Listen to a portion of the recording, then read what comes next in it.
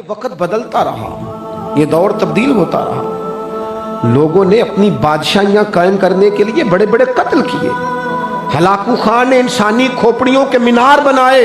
लोगों ने बड़े बड़े जुल्म किए, जबर किए, खौफ और हिरास फैलाया। अपने इख्तिदार पक्के करने के लिए बड़े बड़े जबर किए।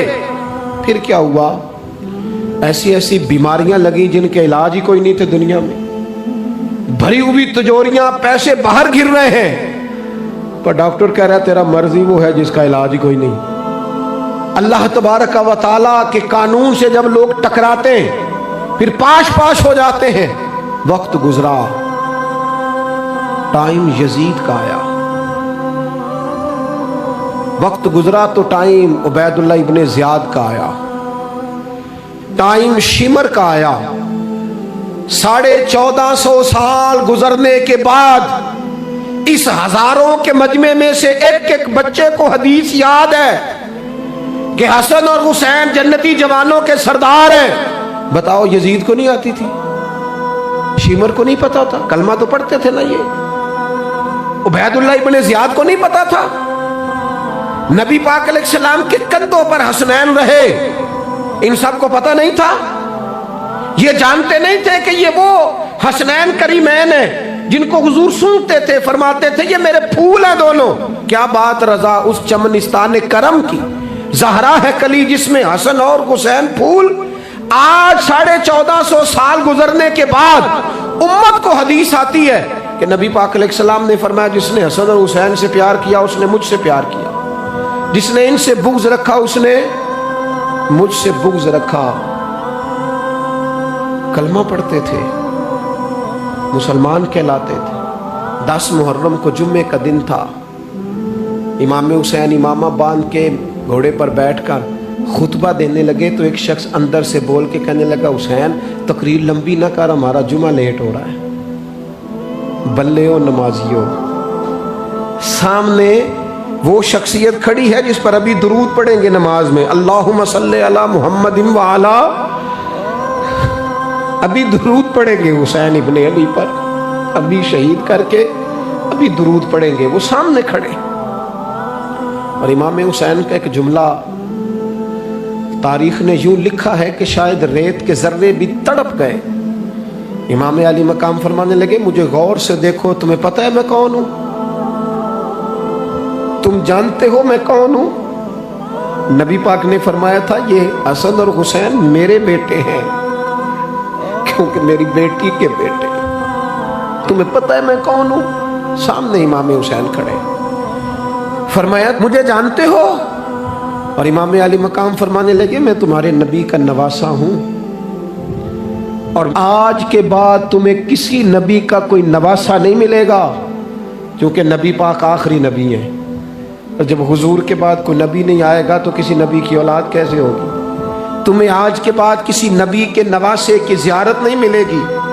मैं कैसे आपसे ये बात आपको अर्ज करूं कि सामने हुसैन इब्ने अली भी हों तो लोग नफ्स की ख्वाहिशें पूरी करते हैं, लोग अपनी कुर्सियां पक्की करते हैं, लोग गवर्नरियां पक्की करते रहे, लोग गुड बुक में जाने के लिए एक दूसरे को शाबाशियां देते रहे, जश्न होता रहा। सबसे पहले एक शख्स ने इमाम हुसैन का काफिला रोका था, उसका नाम होर बिन यजीद था। सबसे पहले उसने रोका था। वो एक लश्कर का सिपा सालार था। जब इमाम हुसैन रज़ी अल्लाह ताला अन्हु ने खुतबा पढ़ा ना तो होर यजीदी फौज में था, वापस गया और उबैदुल्लाह इब्ने ज़ियाद से जाके कहने लगा, या जो भी वहाँ लोग मौजूद थे यजीदी फौज के, उनसे कहने लगा तुमने तो कहा था कि सिर्फ रास्ता रोकना है, तुमने तो कहा था कि सिर्फ इनसे कुछ मनवाना है, तुमने तो जब मुझे भेजा था तो कहा था कि बाद थोड़े मामलात हैं। ओए सच बताओ, नबी के नवासे को शहीद करोगे? तुमने तलवारें निकाल ली हैं, नेज़े निकाल लिए हैं, तीर निकल आए हैं, तैयारी मुकम्मल है, मुझे सच बताओ, क्या हुसैन इब्ने अली की गर्दन पर खंजर चलाने लगे हो? सैयदा फातिमा का जिगर पारा शहीद होगा? क्या यह खबर सच है? यूं होगा? तो कहने लगे हाँ یہی حکم ہے ہمیں، یہی تیاری ہے، یہی پروگرام ہے، یہی پلان ہے، یہی ہوگا۔ کہنے لگا میں اور آپ تو مدینے والے رسول کا کلمہ پڑھتے ہیں، تو کیا محبوب کے نواسے کو ذبح کرو گے؟ جناب علی اکبر کو، جن کا چہرہ رسول پاک سے ملتا ہے، حضرت قاسم بن حسن کو، جناب علی کے بیٹوں عباس بن علی کو، حضرت علی کے بیٹے ابو بکر بن علی کو، حضرت علی کے بیٹے عمر بن علی کو، حضرت علی کے بیٹے یہ بھی 3 کربلا میں موجود، تو معاف کر دو گے؟ پہلا مجرم ہوں، میں نے روکا ہے، اگر آ جاؤں تو قبول کر لو گے؟ یہ ظرف، یہ حوصلے، یہ توانائیاں اگر ہیں تو سیدہ فاطمہ کے دودھ میں ہیں، یہ شیر خدا کی تربیت میں ہیں، یہ محبوب نے جو ان کی زبانوں کو چوسا تو اس کرم میں ہے۔ حضرت امام حسین نے اٹھ کے سینہ یوں چوڑا کیا، ہاتھ پھیلائے، فرمایا آجا، لگ جانا میرے سینے کے ساتھ، تو آ جانا، تو نے دیر کی، ہم تو پہلے سے منتظر تھے، تو آ جا، تیری ساری معاف ہے۔ حور کے مقدر جاگے، امام علی مقام کے لشکر میں شامل ہوا۔ بعض نے لکھا ہے جو لوگ ابتدا میں شہید ہوئے امام حسین کی طرف سے، ان میں حور شامل۔ کل ان سے فرما دیجئے لا اسألکم علیہ اجرا، گویا طائف میں پتھر کھانے سے لے کر احد میں دانت شہید کرانے تک میں نے تمہارے لیے بڑا کچھ کیا ہے، پر میں تم سے کوئی اجر نہیں مانگتا۔ میں نے تمہارے لیے بڑا کچھ سہا ہے، پر میں تم سے کوئی سوال نہیں کرتا۔ ہاں اگر کچھ کرنا ہے نا تو الا المودۃ فی القربی، میرے جو قریبی ہیں نا ان سے پیار کرتے رہنا، ان سے پیار کرنا۔ یا رسول اللہ وہ کون ہے؟ تو نبی پاک نے فرمایا علی، فاطمہ اور ان دونوں کی اولاد، ان سے پیار کرتے رہنا۔ لا اسألکم علیہ اجرا، میں تم سے کوئی اجر نہیں مانگتا، پر یہ جو میرے قریبی ہیں نا، اصلہ نال جی نیکی کریے اور نسلہ تاک نہیں بھول دے، تے بے اصلہ نال نیکی کریے تے پھول کنڈیا نال تول دے، ان سے پیار کرنا۔ میرے رسول کریم علیہ السلام نے نا اپنی اہل بیت کو ہمارے لیے نمونہ بنا کے چھوڑا ہے۔ ان کی محبت ضروریات دین کا حصہ ہے۔ ایک شخص بالغ ہونے سے لے کر انتقال تک کوئی نماز قضا نہ کرے، ہر سال زکوٰۃ دے اور ہر سال حج کرے، حقوق العباد کا ایک ذرہ بھی ضائع نہ کرے، لیکن مر جائے اہل بیت کے بغض پر، وہ جنت میں نہیں جائے گا، وہ جہنم میں جائے گا۔ اس کی کوئی نماز، اس کی کوئی زکوٰۃ، اس کا کوئی حج اللہ کی بارگاہ میں قبول نہیں۔ لیکن کمزوریاں رہ جائیں، کوشش کرتا رہے، کمزوریاں رہ جائیں، پر حسنین کریمین سے پیار کرتا جائے، ان کی ماں سے، ان کے والد سے محبت کرتا جائے، تو میرے محبوب نے فرمایا مِن مات علی حب آل محمدن مات شہیدا، جو آل محمد کی محبت میں دنیا سے گیا وہ سادہ نہیں گیا، وہ تو شہادت کی موت مرا ہے، تو شہید ہو کے دنیا سے گیا۔ اہل بیت کا اسوہ نور ان کی محبت ضروریات میں سے ہے۔ رسول کریم علیہ السلام نے فرمایا، جامع ترمذی میں موجود ہے، فرمایا میں جا رہا ہوں پر تمہیں 2 بڑی بھاری بڑی وزنی چیزیں دے کے جا رہا ہوں، صحیح 6 کی روایت، 2 وزنی چیزیں تمہارے بیچ چھوڑ کے جا رہا ہوں، اگر ان کو تھام کے رہو گے تو کبھی گمراہی تمہارے پاس نہیں آئے گی۔ یا رسول اللہ وہ کون کون سی؟ فرمایا ایک اللہ کی کتاب دے کے جا رہا ہوں اور دوسرا اپنا خاندان دے کے جا رہا ہوں۔ اگر اہل بیت نبوت کو تھامے رہو گے، ہمارے بزرگوں نے لکھا ہے کہ یہ جو حضور نے کتاب اللہ اور پھر اپنی اہل بیت کا تذکرہ فرمایا، تو اس کا مطلب یہ ہے کہ تھیوری دیکھنی ہوئی تو قرآن دیکھنا، اور پریکٹیکل دیکھنا ہوا تو علی اور فاطمہ کو دیکھنا، حسن اور حسین کو دیکھنا، ان کو دیکھنا۔ نبی کریم علیہ السلام کے اہل بیت منارہ نور ہیں، ان کی محبت، ان کا پیار کیوں بھلا؟ اس لیے یہ وہ خوبصورت لوگ ہیں جن کو خود میرے نبی پاک نے تراشا ہے۔ ان کی سیرت میں جتنے رنگ ہیں وہ رسول کریم نے خود بھرے ہیں۔ ان کی ایک ایک بات کا خیال نبی پاک نے رکھا ہے، حضور نے از خود انہیں اپنی صحبت عطا کی ہے۔ زیادہ دور نہیں تھا سیدہ فاطمہ کا گھر، مسجد نبوی کے ساتھ تھا، اللہ کے رسول دن میں 2 دفعہ جایا کرتے تھے۔ फिर भी कभी कभी फरमाते, फातिमा मेरा दिल करता है आज मैं रात तेरे घर में क़याम करूं। सैयदा फातिमा ज़हरा फरमाती हैं कि आमिना के लाल इस तरह भी मेरे घर में क़याम करते थे कि हुजूर चारपाई पे लेटते थे तो एक कंधे पे इमाम हसन का सर होता था और दूसरे पे इमाम हुसैन का सर अक़दस होता था। और फरमाती हैं रात को कभी हसनैन करीमैन दूध मांगते तो मैं उठती दूध देने के लिए, तो हुजूर फरमाते लेट जाओ आज मेरे साथ सोए हैं तो दूध भी मैं ही पिलाऊंगा। तो महबूब उठते उनके लिए दूध लाते बर्तन से निकाल के। हुजूर ने उन्हें वक्त दिया और फिर उनकी छोटी छोटी चीज़ों का ख्याल रखा। सही बुखारी में मौजूद है। तरबियत पर तवज्जो दी। इमाम हुसैन तशरीफ़ लाए, अभी उम्र मुबारक 7 साल के करीब थी। मस्जिद नबवी में सदके की खजूरों का ढेर लगा हुआ था।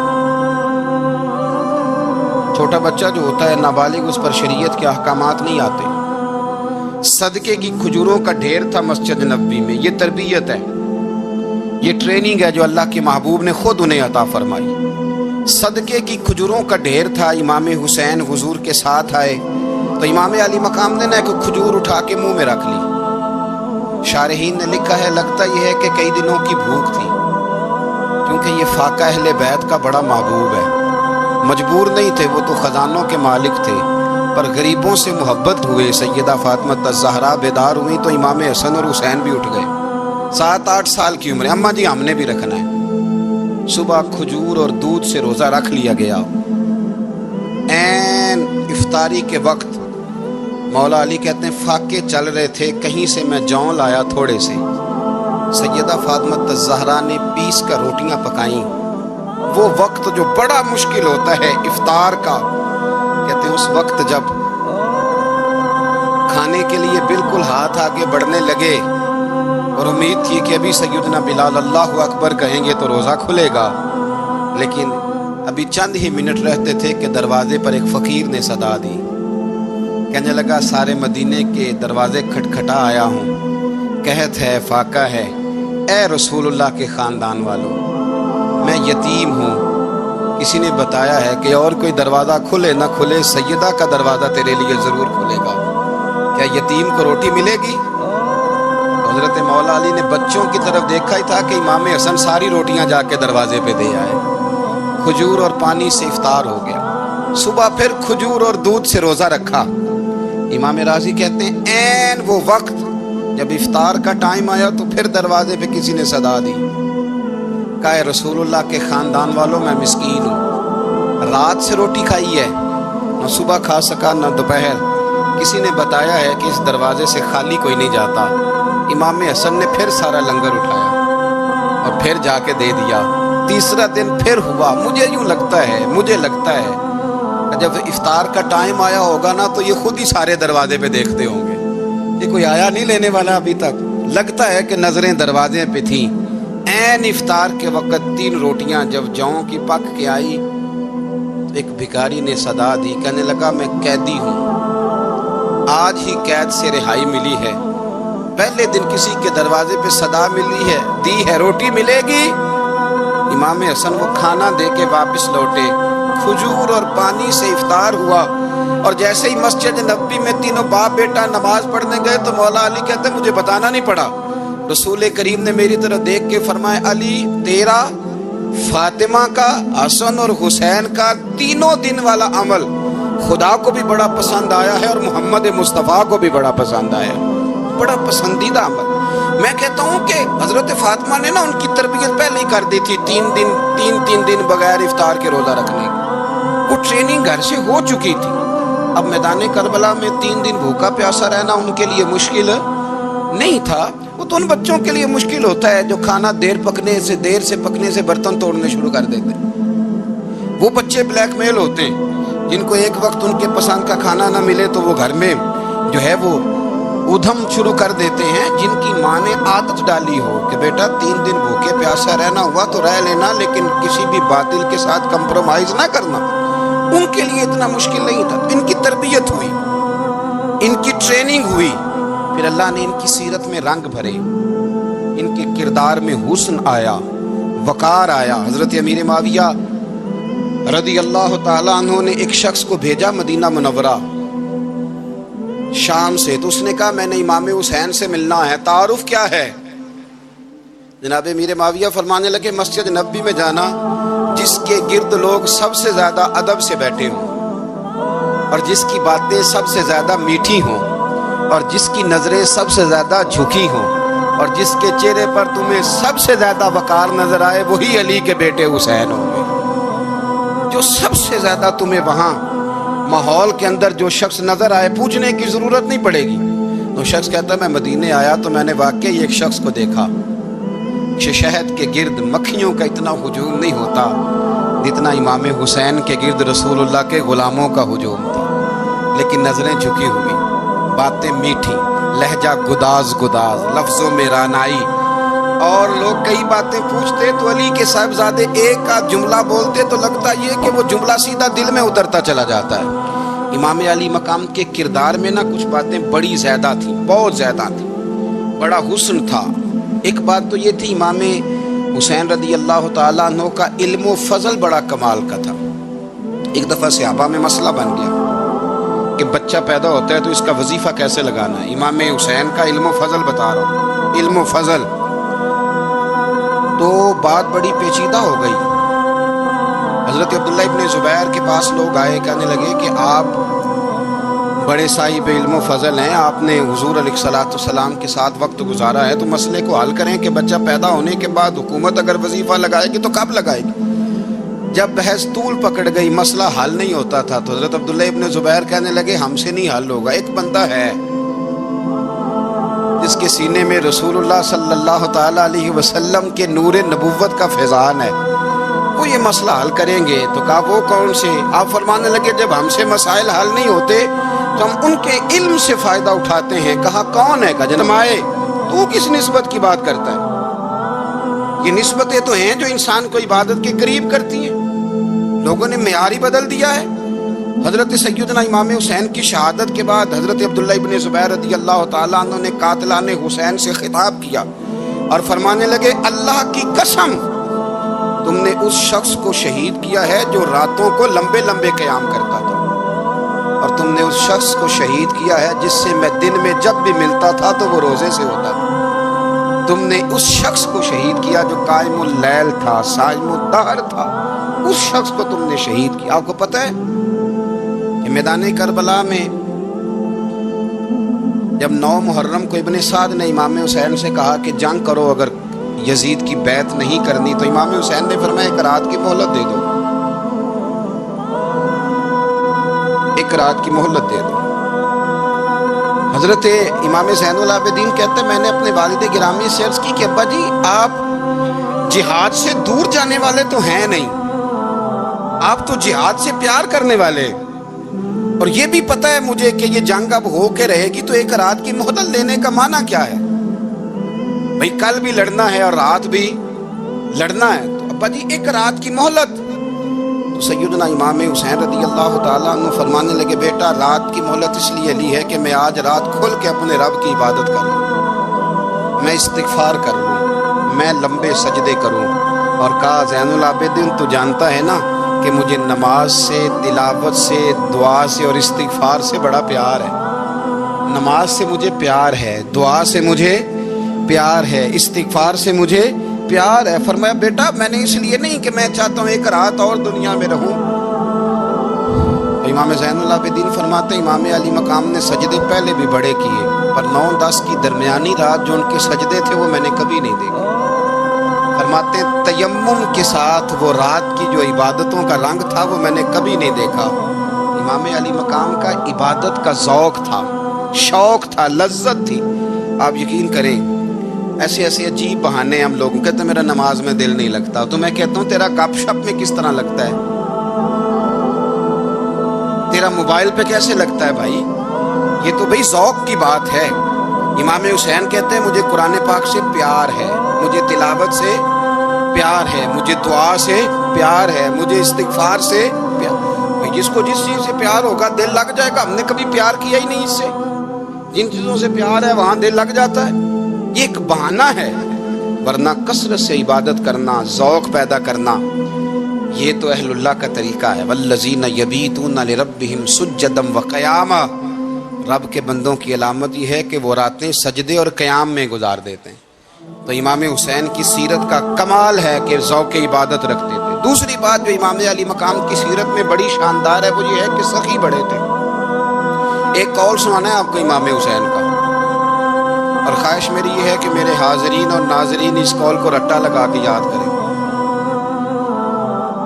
اس قول کو انشاءاللہ۔ یہ قول جو امام حسین کا ہے نا جی، یہ جس دن مجھے ملا تھا نا تو میں نے بھی رٹا لگا کے یاد کیا تھا، اور میرے پاس جتنی ڈائریاں ہیں شاید میں نے سب میں لکھا ہے۔ امام علی مقام رضی اللہ تعالیٰ عنہ فرماتے تھے اللہ کی رضا کے لیے کسی شخص کی ایک حاجت پوری کر دینا 1 مہینہ مسجد میں اعتکاف کرنے سے زیادہ درجہ رکھتا ہے۔ ایک بندے کی ایک حاجت پوری کر دینا 1 مہینہ پورا مسجد میں اعتکاف کرنے سے زیادہ درجہ رکھتا ہے۔ خدا کے بندے تو ہیں ہزاروں اور بنوں میں پھرتے ہیں مارے مارے، میں اس کا بندہ بنوں گا جس کو خدا کے بندوں سے پیار ہوگا۔ کسی بندے کی ایک حاجت پوری کرنا 1 مہینہ اعتکاف میں بیٹھنے سے زیادہ افضل ہے۔ اسی لیے تو میرے حبیب کریم علیہ السلام نے فرمایا تو رب کے بندوں کی حاجتیں پوری کرنے میں لگ جا، رب تیری حاجتیں پوری فرما دے گا۔ امام علی مقام فرماتے تھے ایک حاجت کسی کی پوری کرو۔ حضرت جناب سیدہ زینب بنت ابی رافع کہتی ہیں کہ سیدہ فاطمہ الزہرا ایک دن اپنے دونوں شہزادوں کو لے کے، جب حضور کی طبیعت مبارک بظاہر علیل تھی جس میں حضور کا وصال ہوا، دونوں شہزادے لے کے سیدہ فاطمہ نبی کریم کی بارگاہ میں گئی، کہنے لگی یا رسول اللہ میرے بچوں کو کچھ دیجئے سیدہ پاک۔ تو حضور اٹھ کے بیٹھ گئے، اس کندھے سے امام حسن کو لگایا اور اس سے امام حسین کو لگایا اور فرمایا فاطمہ یہ جو میرا حسن ہے نا اس کو میں اپنی ہیبت اور سرداری دیتا ہوں، اور فرمایا یہ جو میرا حسین ہے نا حسین کو میں اپنی جرت اور سخاوت دیتا ہوں، میرا حسین جرت مند ہوگا اور سخی ہوگا۔ داتا گانج بخش علی حجویری امام الاولیاء سید الاسفیاء داتا صاحب کشف المعجوب میں فرماتے ایک دن نا امام حسین کے پاس ایک شخص آیا بڑی دور سے کچھ مانگنے کہ حضور کچھ دیجئے۔ وہ شخص کہتا ہے کہ میرا ظرف یہ تھا کہ 4-5 دینار ملیں گے۔ تو امام حسین فرمانے لگے تھوڑی دیر بیٹھ جا، رزق آ رہا ہے۔ تو امام حسین کو حکومت وقت کی طرف سے نا 5 تھیلیاں ملی جس میں ایک تھیلی میں 500 اشرفیاں تھیں۔ 5 تھیلیاں آئیں لیکن اس کو آنے میں نا ذرا دیر ہو گئی۔ کیا ہے تمہارا کیا خیال ہے یہ باہر خرچ ہوا ہے؟ یہ گھر کے لیے ہی ہے، اس لیے کہ جب انسان دوسروں پر شفقت کرتا ہے تو اللہ اس کے گھر پہ رحمت فرماتا ہے۔ امام حسین کے مزاج میں پہلی بات میں نے ذوق عبادت کی عرض کی، دوسری بات عرض کر رہا ہوں کہ صحابہ حضرت اسامہ بن زید بڑے پیارے ہیں میرے نبی کریم کے، بڑے پیارے۔ حضرت اسامہ بن زید کے بارے میں سیدہ عائشہ صدیقہ فرماتی ہیں ان کے ناک سے اگر ریٹھ نکلتی تھی تو اللہ کے رسول اپنے دستے مبارک سے صاف کر دیتے تھے، اور سرکار فرماتے تھے کہ اگر اسامہ لڑکی ہوتا نا، ان کے غلام کے بیٹے تھے حضرت زید بن عمرو، اگر یہ لڑکی ہوتا میں اسے زیور پہناتا۔ بڑے پیارے تھے، لیکن جب ان کا آخری وقت آیا نا تو 60,000 دینار کا قرضہ تھا۔ رشتہ داروں سے کہا، دوستوں سے کہا، یاروں سے کہا، اور قرض ادا نہیں ہو رہا تھا۔ حضرت اسامہ بن زید کہتے ہیں بڑا پریشان تھا۔ جب حد ہو گئی نا تو حضرت اسامہ بن زید فرمانے لگے جاؤ کوئی حسین ابن علی کو خبر کرو، ان سے کہو میں نا غلام ہوں آپ کے نانا کا، مقروض دنیا سے چلا گیا تو کیا بنے گا۔ امام حسین کو خبر ملی تو دوڑے آئے۔ لاجپال اس پیر کو نہیں کہتے جو تگڑا نذرانہ لے کے تو ماتھا چوم لے، لاجپال تو اس کو کہتے ہیں کہ جب ضرورت پڑے تو وہ سر پہ موجود ہو۔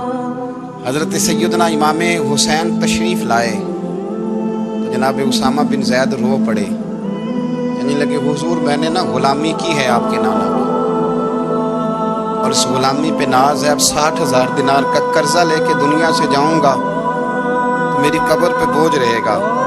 امام حسین خادم کو بھی کہہ سکتے تھے جاؤ گھر پیسے پڑے ہیں لے آؤ، امام حسین خود گئے، چادر اوڑھ کے تو اس کی اوٹ میں بکل میں 60,000 دینار چھپا کے لائے اور جناب اسامہ بن زید کے سامنے رکھ کے کہنے لگے اسامہ یار پیسے رات کو ہی آئے تھے، میں سوچ رہا تھا مجھے تو ضرورت نہیں، اللہ نے کس کا نصیب میرے گھر میں بھیج دیا، مجھے تو حاجت ہی نہیں تھی، اب پتہ چلا پیسے تیرے تھے۔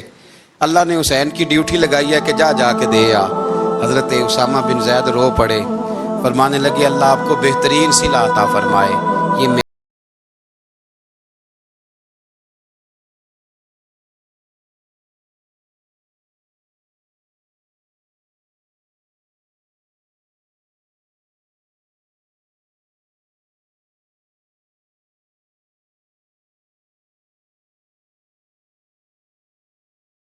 کعبے کا 1000 بار حج کرنے سے بہتر ہے۔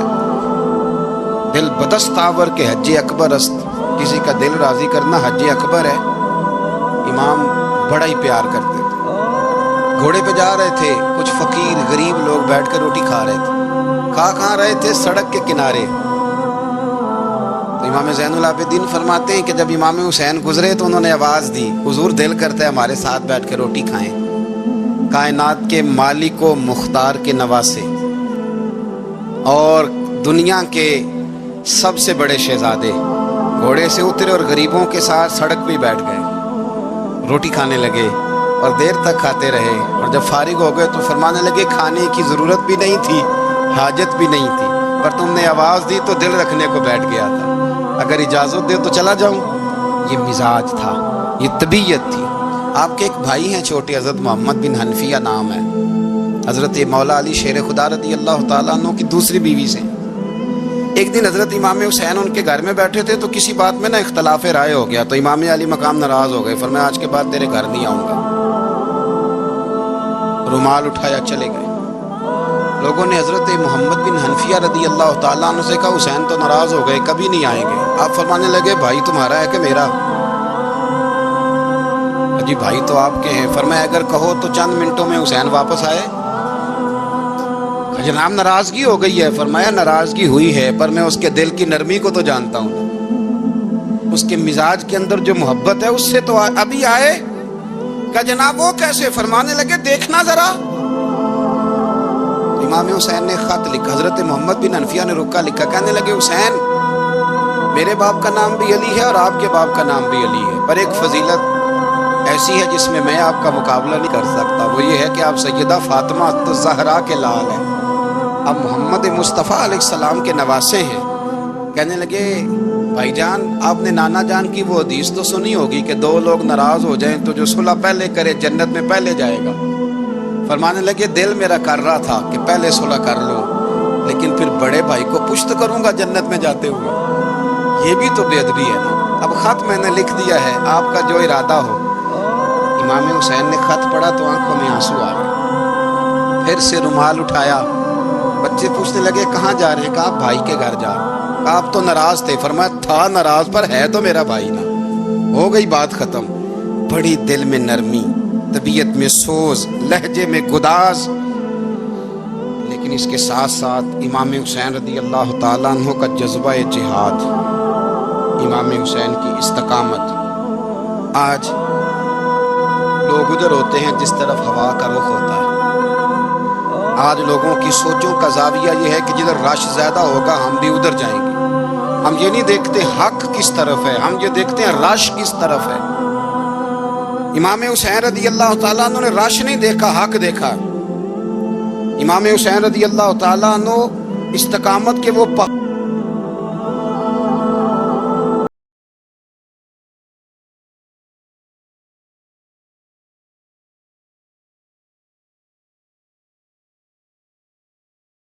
کو کمزور کر سکتی ہیں، وہ ساری امام حسین پہ طاری کی گئی۔ جتنی چیزیں، وطن چھوڑنا کتنا کو مشکل ہوتا ہے۔ شالا پردیسی کوئی بھی نہ تھی وے کخ جنا تو پارے۔ حضرت سلطان باؤ فرماتے ہیں بچو پردیسی ہونا کوئی آسان ہے؟ جس آدمی کا کسی چھوٹے سے گاؤں میں بھی مکان ہو چھوڑنا پڑ جائے تو روٹا ہے۔ تو مجھے بتاؤ جس نے اپنا سارا بچپن مدینے میں گزارا ہو، آج جو ایک ہفتہ مدینے رہ کے آتے ہیں ان سے واپس نکلنا مشکل ہوتا ہے۔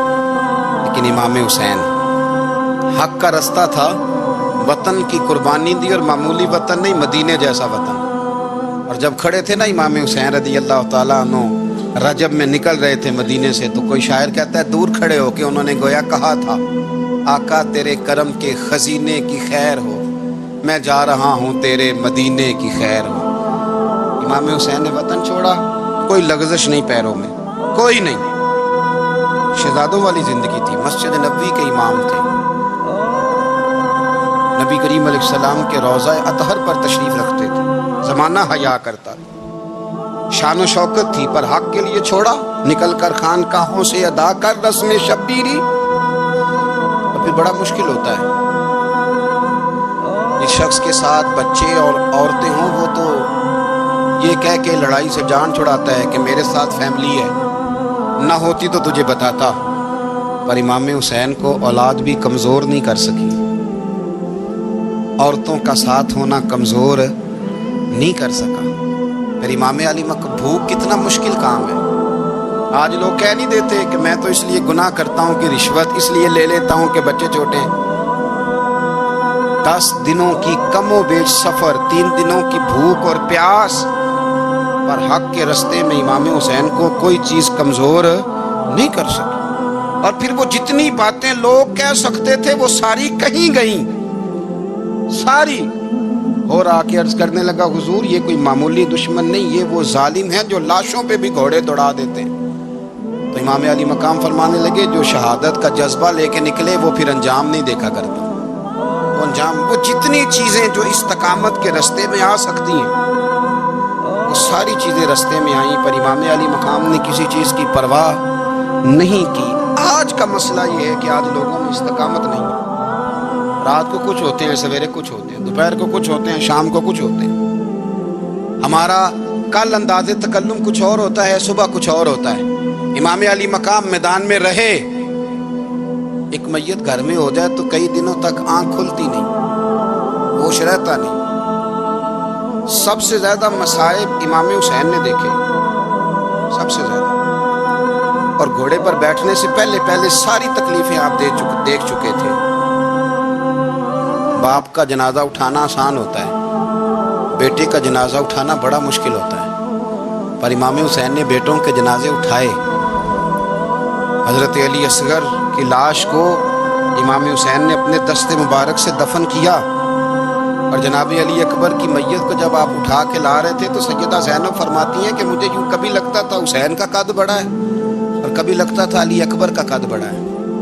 और फरमाती हैं कि फिर हज़रत कासिम बिन हसन को भी वो उठा के लाए और जनाब अब्बास के वजूद से अलग होने वाले बाजू उन्होंने ला के हज़रत अब्बास के वजूद के साथ भी रखे। उन्होंने ये सारा मंजर देखा। लेकिन जब हुसैन इब्न अली अपनी दफ़ा घोड़े पे सवार हुए तो लगता ये था कि इनसे ज़्यादा बहादुर कोई नहीं। एक जुमला भी यजीदी फौज के सामने इमाम हुसैन ने कमज़ोर नहीं कहा, एक जुमला भी, एक फिक्रा भी कच्चा नहीं बोला, कहीं भी कोई मिन्नत नहीं की, किसी जगह भी उनके पाए इस्तकलाल में कोई लग़ज़श नहीं आई। जब लोगों को पता चल जाए कि अब सामने मौत ही मौत है, सिवाय उसके चारा कुछ भी नहीं, तो बहुत सारी रुख्सत और इजाज़त तो दीन भी देता है। और इमाम हुसैन किसी जगह किसी रुख्सत पर अमल करते नज़र नहीं आते। डट के बात की, डट के। और फिर जब मैदान में निकले, अल्लाह अकबर, तो इब्न साद कहने लगा कि अगर 2-2 करके, एक एक करके जाओगे तो ये 45,000 का लश्कर सारा हुसैन काट डालेगा। यक बारगी हमला करोगे तो बात, इतनी इस्तकामत, इतना। आज तो लोग डिप्रेशन के मरीज हैं, आज तो लोग टेंशन के मरीज हैं। हर दूसरी बात में लोग कहते